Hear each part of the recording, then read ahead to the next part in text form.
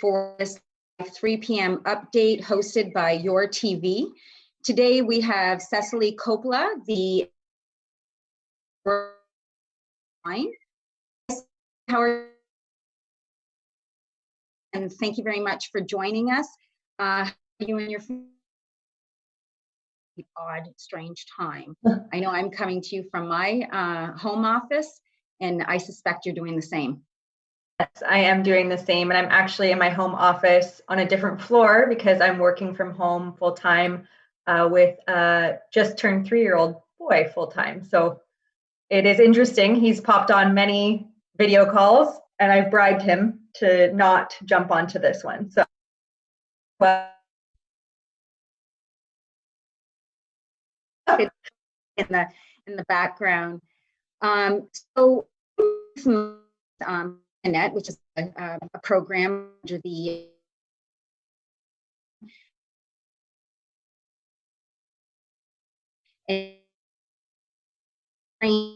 actually putting devices in front of our kids instead of pulling them away.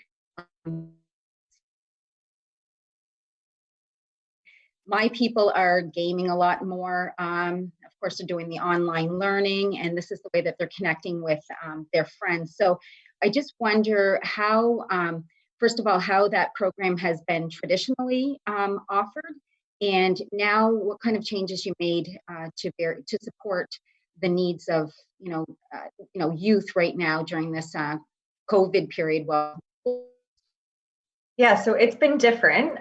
All of our programs under the Positive Strides umbrella and all of our justice programs are still being offered right now. We're just doing it in a really different way. So staff are all working remotely, and we are offering all programs through online platforms. So we started out using Zoom, and then there was some security stuff with the switch to a platform called Doxy. And it's meets LP-HIP standards, and we've been offering sessions with our youth that way. So anyone can talk to us at any time. We have been finding our youth and families are kind of overwhelmed with one more online virtual thing. So even though it's a great service, some of them are kind of holding off for now, but it has picked up in the last little bit. So I think now that I'm kind of trying to online learning,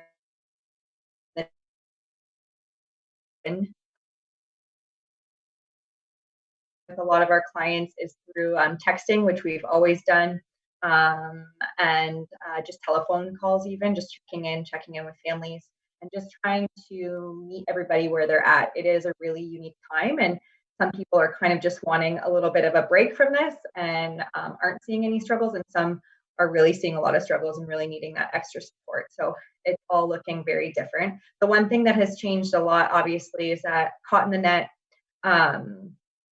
we are still offering on that one-to-one basis, and we traditionally had doing that in person.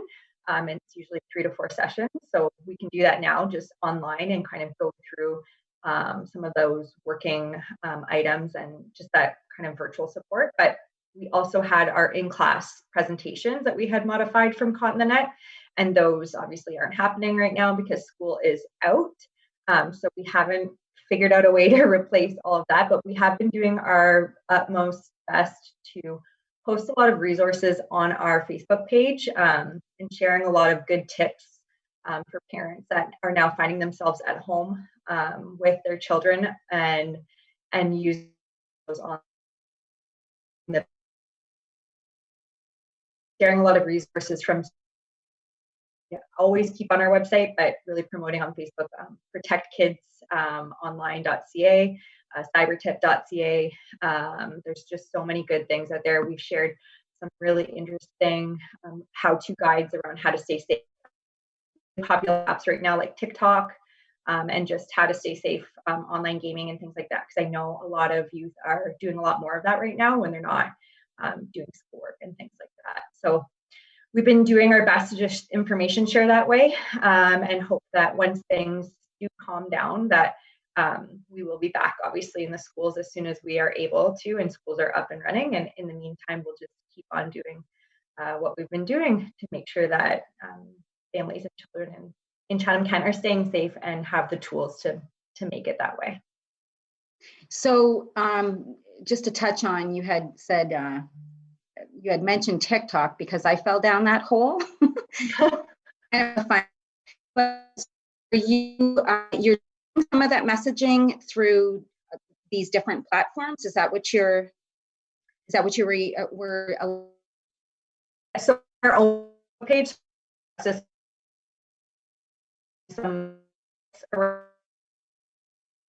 and then my work, the caseworkers, Candace and Jamie, are here to support their youth clients and working through some of that stuff. So it's all things that we would normally touch on with Caught in the Net, but TikTok has really blown up in the last little bit. So there's, and just like anything these days, there's new information all of the time. So to try and stay on top of all that is a lot for parents. So we're just going to share the most up-to-date information that we have. So I think just last week or the week before on our Facebook page, I'll probably share it again, but there was a whole guide to TikTok that I think came from protectkidsonline.ca. They have a ton of really helpful free resources, and I'll get into that a little bit more later, but even links on where to report concerning online behavior and things like that as well. Okay. So what are you hearing from parents? Like, are you hearing the amount of time that kids are spending online? Any kind of concerns as far as, like, I don't know, dangers that they may be seeing or concerned with? And if you are, where and how are you supporting those parents? Most of our with we are connecting with and just checking in and making sure that they have everything that they need. So far we haven't seen or heard many more concerns than there already were. A lot of teenagers were already online a lot before all of this. I think now it's just that combined with the fact that they are very anxious and are missing, they're really missing school. We have a lot of our kids that are really struggling with the lack of in-person connection, I think. Not complaining about the social distancing, but kind of concerned about missing out on those rites of passage and things like that, and really worried about like what the future holds. So just doing a lot of that, mitigating those anxieties and things like that. But in terms of more online behavior, I think it's just generally all of that screen time, and kind of reminding parents and our youth clients as well that yes, obviously you're doing online learning and that's important, and it's important to stay connected with your friends and your family and your peers, but sometimes we all need to do talks, whether that's just a little bit every day and make sure you get outside if it's nice weather, or just turn off all the screens and actually read a book, or like do some other kind of activity in the kitchen or something. It's good for all of us to make sure that we are taking those breaks for our mental health and from the media and everything else that's out there, and just really reminding parents that there's a lot of ways that they can ensure that their children are being safe online, especially for younger kids who maybe hadn't had a ton of exposure to online devices, and reminding parents that yes, they need to be online to do their schooling right now, but to use their device for social things is still a privilege. It's not a right, and you need to make sure that you are setting, limitations and boundaries on that so that they're staying safe, because there's people out there that are going to try and interact with them, or could try to interact with them, and they need to know what to do in that situation, and they need to know that they can talk to you as a parent or talk to someone else that they trust if they come across something that's concerning. And it's a tough conversation to have, and now's the time to have it. So if you haven't had those conversations with your child, or you thought that they were maybe too young to have that talk with, or to set those limits with them, now would be the good time. So just trying to remind parents of those kinds of things, and reminding our youth to, like, yes, if you're online and you're gaming and you're video chatting and all those things, that's great. There's so many cool platforms out there that are gaining a lot of popularity right now. I know even with my friends and I, like apps like House Party and things like that, it's been great. But that are sure you're giving things that sometimes we as adults are common sense, but they're not always. So you need to just remind the kids in your life and teens in your life to really be safe when they're online. Yeah. So it's funny. While we were chatting and you said house party, I made that mental note because I'm going to check into that one. It's a good one. Pardon? It's a good one. Yeah, you can play games back and forth. It's fun.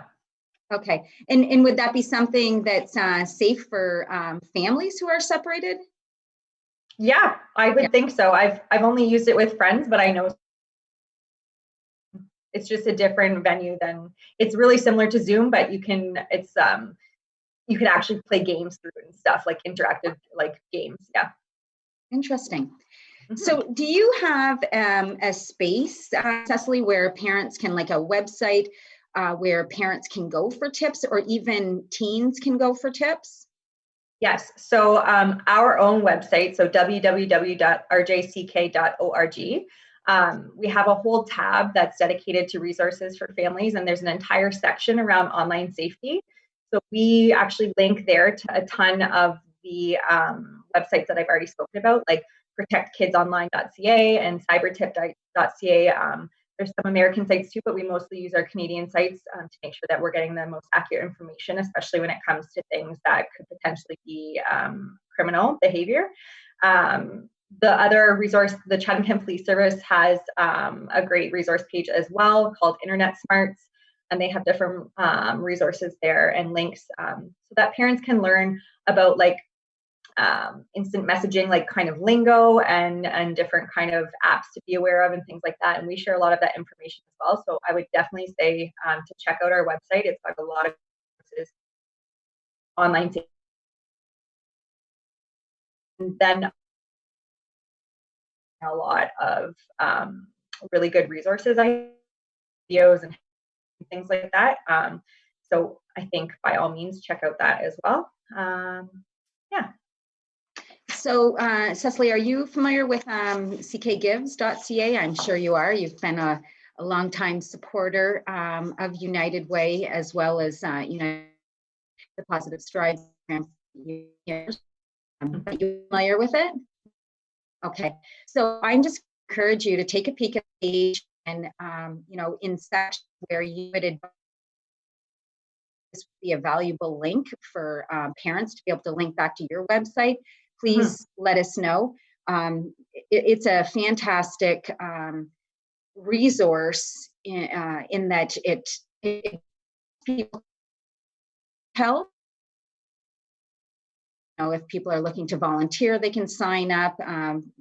Folks can make donations. So I invite you to please check out the page and see where we can add in some of your resources and links. For sure, I will definitely do that.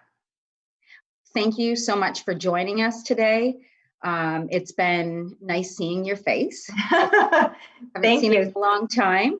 Yeah. And thank you, CK, for joining us this afternoon.